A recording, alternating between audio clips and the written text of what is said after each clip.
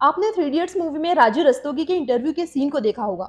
Movie के एक scene में राजू जब जॉब इंटरव्यू के लिए जाते हैं तो व्हील चेयर पे जाते हैं और इंटरव्यूअर राजू से सवाल पूछते हैं और वो उसके जवाब देते हैं। वो सामने वाली बिल्डिंग देख रहे हैं सर, मैं उसके थर्ड फ्लोर से कूद गया था सुसाइड करने के लिए।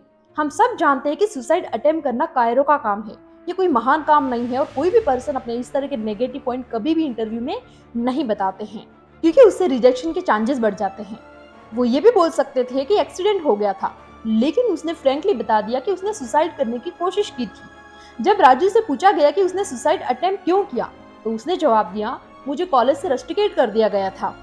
कॉलेज में रस्टिकेट होना भी कोई महान काम नहीं है, कोई गर्व की बात नहीं है, ये बहुत ही बड़ा नेगेटिव पॉइंट होता है, लेकिन राजू ने फिर भी वहां पे बता दिया।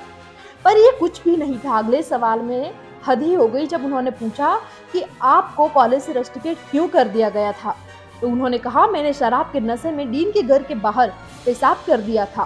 सोचने वाली बात यह है कि इंटरव्यू में कोई ये कैसे कहेगा कि वो शराब पीता है और शराब के नशे में ऐसे उल्टे सीधे काम करता है। इंटरव्यूअर भी राजू के फ्रैंकली बिहेवियर को देखकर थोड़ा शॉक्ड हो गए और इंटरव्यूअर ने बोल दिया कि आपका इतना फ्रैंकली एटीट्यूड ठीक नहीं है।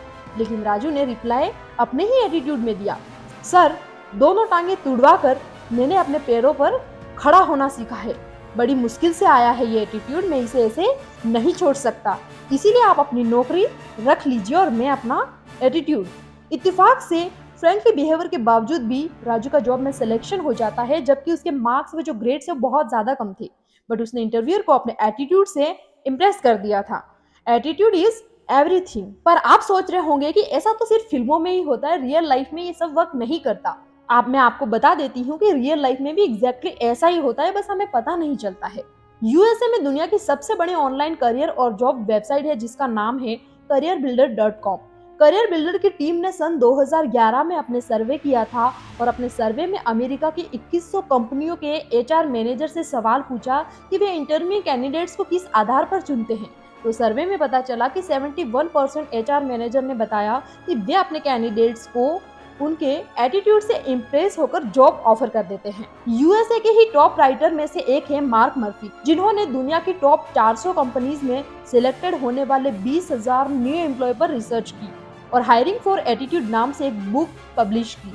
रिसर्च में पता चला कि 46% कैंडिडेट्स 18 महीनों में ही अपनी जॉब में फेल हो जाते हैं और उनके फेल होने की वजह यह नहीं है कि उनमें टैलेंट नहीं है या फिर कोई स्किल्स की कमी है, बल्कि 89% लोगों के फेल होने की जो वजह है वो है उनका रॉन्ग एटीट्यूड। इसीलिए आजकल रिक्रूटर्स, इंटरव्यूअर्स जो होते हैं, पहले कैंडिडेट्स के एटीट्यूड को चेक करते हैं।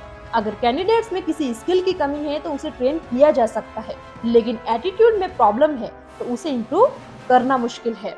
क्योंकि अगर कोई एम्प्लॉय कहता है कि मैं नहीं कर सकता तो इसका मतलब है कि उसमें स्किल्स की कमी है, लेकिन अगर कोई ये कहता है कि मैं ये नहीं करना चाहता तो उसमें एटीट्यूड की प्रॉब्लम है।